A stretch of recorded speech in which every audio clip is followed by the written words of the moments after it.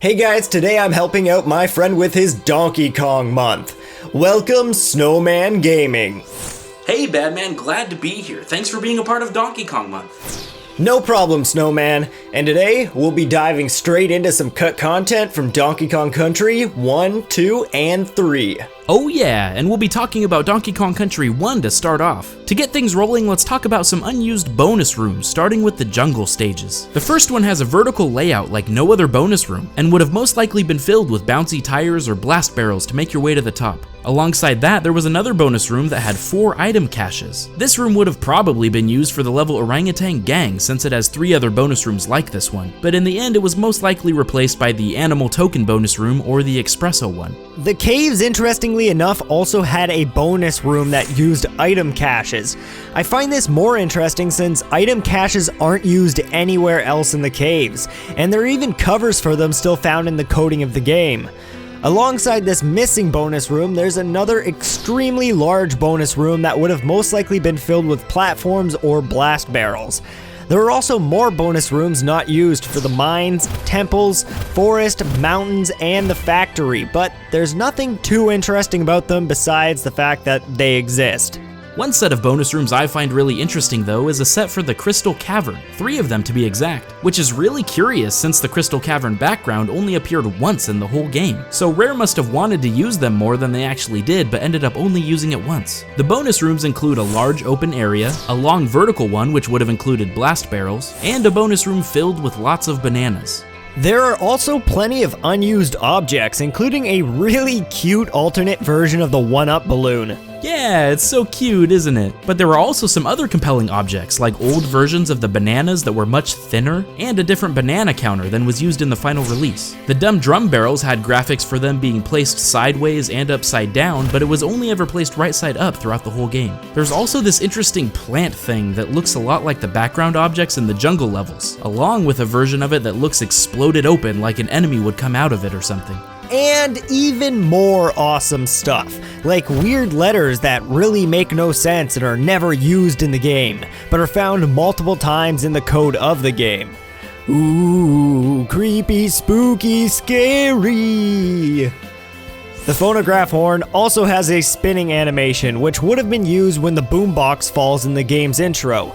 There's also files and coding for the Puffed Up enemy from Donkey Kong Country 2, which means Puffed Up was originally going to be in Donkey Kong Country 1, but was scrapped and used for the second game instead. There are also a few fascinating sound effects never used in the game, mostly consisting of crescendos and calendos like these.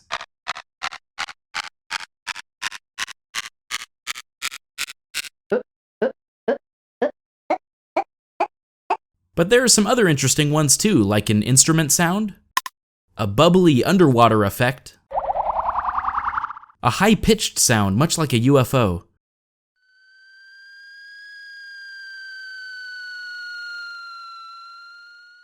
a menu effect, a super awesome fanfare, and lastly, a different version of the boss music.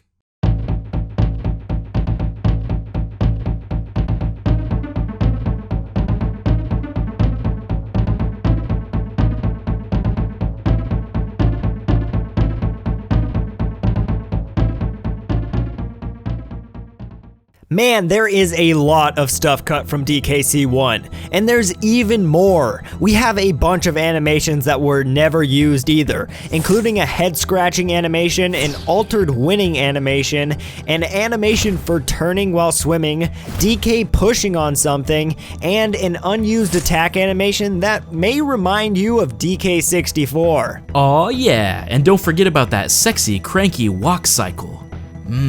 So sexy. Yeah. On another note, there's also a continue barrel that has its top blown off and an animation for a barrel falling apart. It's also interesting that the Queen Bee and Rambi don't use all of their frames in game, and Rambi only actually uses 2 out of 8 of the actual frames. And even in Donkey Kong Country 2, Rambi still only uses 5 out of 8 frames. Yeah, and speaking of DKC2, maybe we should finally hop into it.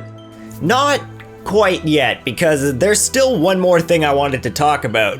Did you know that Cranky wasn't always so cranky? Oh, what do you mean? Cranky Kong's original dialogue in the game was actually much nicer than it turned out, including some lines like, "Donkey boy, it seems like years since we last met," and "Donkey, you young whippersnapper, long time no see." That's actually pretty awesome. Yeah, I know, but now let's move on to Diddy Kong's quest. Okay, now the first thing I really want to mention is that Captain K. Rool was supposed to have multiple music tracks for his battle, but none of them are ever used due to errors in the game's coding. The first would play if you lost against K. Rool. The next would play when beating K. Rool as Diddy.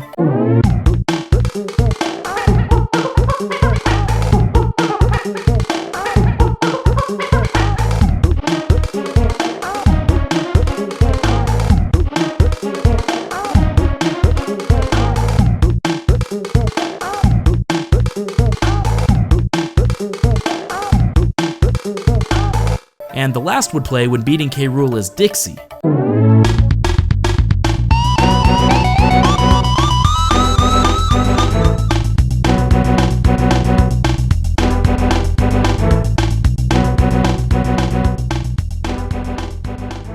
And there are a few other sound effects that were never used either. One for when a Kong would have been released from a DK barrel. Another that would have been used for collecting bananas and is used in DKC3 when you collect a banana bunch. And the last one is supposed to be heard while transforming in an animal buddy barrel, but is too late into the audio track to actually be heard in game. There are also some enemies who have different color palettes that are never seen, including a green zinger, a red and a yellow flotsam, and a turquoise, purple with blue wings, purple with green wings, and a red flitter. And sadly, the last piece of cut content for DKC2 is a sad sprite for Diddy and Dixie that would have most likely been used for when you failed a bonus game. How fitting. SnoMan, you sure do know how to end a segment, but we aren't quite done yet. We still have one more game to talk about, and that's Donkey Kong Country 3 Double Trouble. Of course. Unfortunately, there isn't a lot to mention, but I do find a few of these entries rather interesting. Like the Lurchin that guard the underwater boss Barbos were originally supposed to have an animation for swinging around him, but instead they just move while in their defensive position in the final release. On top of that, there was also supposed to be a sprite that overlapped the entrance to Eric's ambush in the Kremwood Forest map, but was never used. And the last thing I thought was really interesting was the sprite for Baron K. Rulenstein being electrocuted. He had an alternate version that was going to be used, and his fingers looked more like sticks than actual bones. SnoMan, don't be hogging all the good stuff, brah. You gotta save some for me. And luckily, there are a few more items that I can talk about. Like the Game Boy Advanced exclusive Kraka enemy was actually created for the original game, and can still be found inside the code, including recolors of barrel animations that would have had you throwing him. Kachuka also has this treatment, but in the game there is no way to throw him or defeat him in any way.